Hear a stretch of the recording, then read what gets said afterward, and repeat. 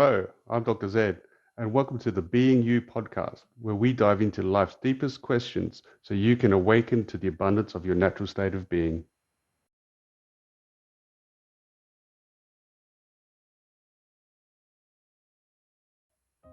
In this episode, we'll discuss that if knowledge is power, self-knowledge is inner power, and we'll also discuss how to free the angel in the marble.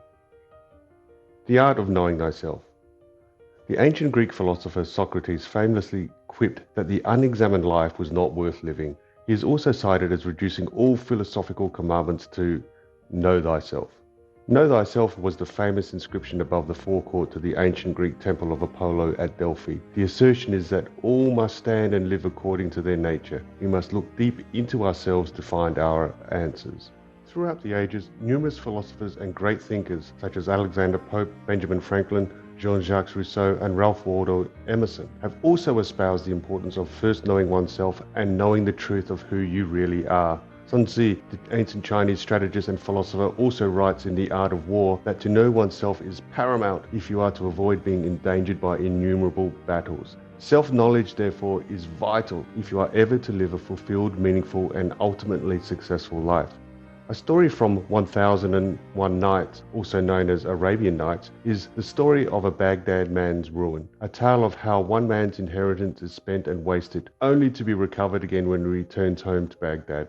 This story has been retold for 1,000 years and goes under many titles, one of which is In Baghdad Dreaming of Cairo, In Cairo Dreaming of Baghdad, and Paul Coelho's best-selling book The Alchemist was also inspired by this story, and it goes like this. A rich merchant from Baghdad loses all his inheritance. One night, he dreams of the pyramids, in which a voice reveals that his fortune is to be found in Cairo and bids him to go there. With nothing to lose, he heads to Cairo, where he decides to spend the night in a guest house. The governor's house was nearby, and a group of thieves decide they would enter it by means of the guest house. Awakened by the thieves, the servants of the governor's house raise the alarm. Soon the governor arrives with his guards to the guest house. Seeing that the thieves have already fled, they seize the merchant from Baghdad, beat him and throw him in prison. The following morning, the governor summons the merchant and interrogates him about his intentions of coming to Cairo. The merchant relates his dream of the pyramids and the promise of fortune, adding that the only thing he found was despair. The governor bursts into laughter.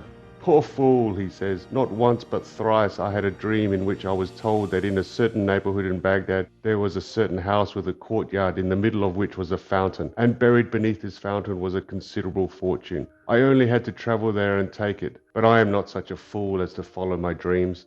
The governor then sends the merchant on his way back to Baghdad. The merchant realizes his luck. The house described by the governor is my very own house, he exclaims. Making good speed, he returns to his house and digs beneath the fountain where his treasure is waiting, a fortune that would allow him to live well to the end of his days. Self-knowledge is like finding a hidden treasure buried in your own house, a treasure of immeasurable value. This treasure is available to help you to prosper and to share and to help others to prosper as well. All you need to do is dig. The angel in the marble. The story of a Baghdad man's ruin is a warning not to lose sight of your own inner treasure. Failure to do so could mean losing your fortune. It's actually a 1,000-year-old story of getting yourself right first, then everything else will fall into place.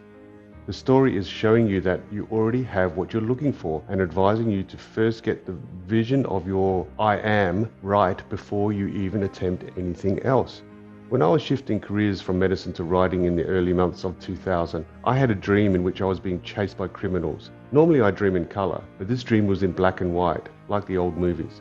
The criminals were shooting at me with pistols and I was running down the city streets in terror, wondering why they wanted me dead.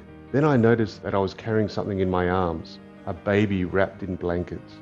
Why do they want the baby, I wondered, fleeing down the street. In a flash, the answer came to me, why the baby was so important and why the criminals were willing to do everything they could to get their hands on her. I sprang out of bed at 4 a.m., grabbed a wad of printing paper and pen and rushed to the kitchen table, writing frenetically as the story of Ananda downloaded into my head. By 10 a.m. that same morning, I had written the complete outline of the book, which I first wrote as a screenplay for a movie and then fleshed out over the next year into a manuscript for a novel.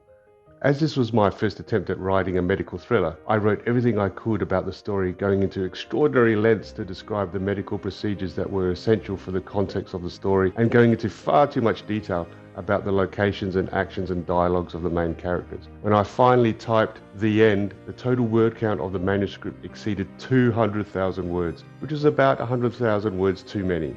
"You like to tell the reader everything, don't you?" my editor scrawled in the margins of the manuscript. With no mercy whatsoever, she then proceeded to slash my sentences and kill off my characters like the Grim Reaper of fictional editing. When she was finished, the final word count had shriveled to just over 90,000 words, but it was a tighter, faster and much better read. I held my breath and took the blows to my ego. It was a hard lesson in writing and editing. Sometimes less is more. Once the shock of losing half my manuscript had passed and I accepted the hard love of my editor, I realized that although my ideas were strong and my writing was solid, the story had been burdened and stifled by my own self-doubts, insecurities, and intellectual bias.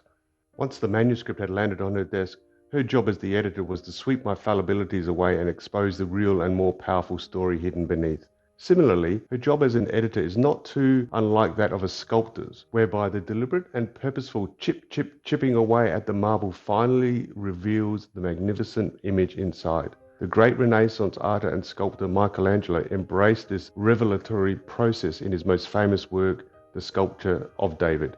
To him, every block of stone had a statue inside it, and it was his job as a sculptor to reveal it. As he famously said, "I saw the angel in the marble and I carved until I set him free." When Michelangelo looked at the massive block of marble, he didn't just see a slab of stone, he saw David already inside. He then set about chipping away the marble until the angel emerged from it. In his mind, Michelangelo saw what was already there. He could visualize the end result, and then he went to work on manifesting that vision and making it real. The crucial point is that Michelangelo didn't add anything to the marble. He simply removed that which wasn't David. So too my editor. She didn't add to my manuscript. She simply cleaned up and removed that which wasn't necessary to the story. Knowing yourself is akin to sculpting and editing. You reveal the truth of who you are by removing that which is not you. You fashion the truth of your I am by cutting away all non-essentials. The essence of who you are already exists within you. You just need to see the angel in the marble and carve until you set yourself free. Exercise. Knowing thyself. To really get to know yourself, one of the best pieces of advice is just to remove what isn't you. You don't need to add anything to yourself. Like David in the marble slab, you are already complete inside. Knowing thyself isn't about knowing more stuff. It isn't about adding layers and layers of more complexity. It's about sculpting. It's about editing. It's about chipping away all your non-essentials and sweeping away all the excess fallibilities that detract from the real story of you. When it comes to your I am, less is more. Here is a great exercise you can do to get to the core of your I am, which, if you're struggling to get a clear picture of who you are and who you want to be, I thoroughly recommend. It's a psychology-based exercise that I call Knowing Thyself, and it's simply this. 1. Get a pen and paper and sit down somewhere quiet where you won't be disturbed for 30 minutes. 2. Write a list of numbers 1 to 20 down the page. 3. Next to each number, write the words I am. 4. Starting at number 1, describe who you are by completing each of the 20 statements of I am. You'll find that the first 10 statements are relatively easy. The next 5 are moderately more difficult, and the last 5 will be the most difficult and take the most amount of thought and time to complete. But by the end of the exercise, you will have 20 statements about yourself that all begin with the powerful words I am. Now for the hardest part. Of all 20 statements about you, is there one single word that represents the totality of who you are and who you want to be? A kind of umbrella word that captures the essence of you. For me, my one word is prescriber. It defines in all aspects, doctor, author, transformational mentor, motivational speaker, who I have been, who I am now, and who I want to be. I like this word prescriber because I want to be somebody who helps you to prescribe your future. My one word succinctly and efficiently describes everything about me, who I am, what I do, why I do it, and how I do it. it also has that beautiful word scribe in it, which means to write, to be a writer. Now, it took me about 12 months of determination and contemplation to find this word, even though it was staring at me right in the face for a long time. The point is, finding your one word will take effort on your behalf, but it will certainly be worth your while. In any case, just be sure it isn't already staring you in the face. This one word is your angel in the marble. It is the essence of how you see yourself when everything else has been stripped away. In a way, it's your naked self, your true being. It's your I am. Then, like Michelangelo, start sculpting. Start chipping away at the things that don't represent your one word.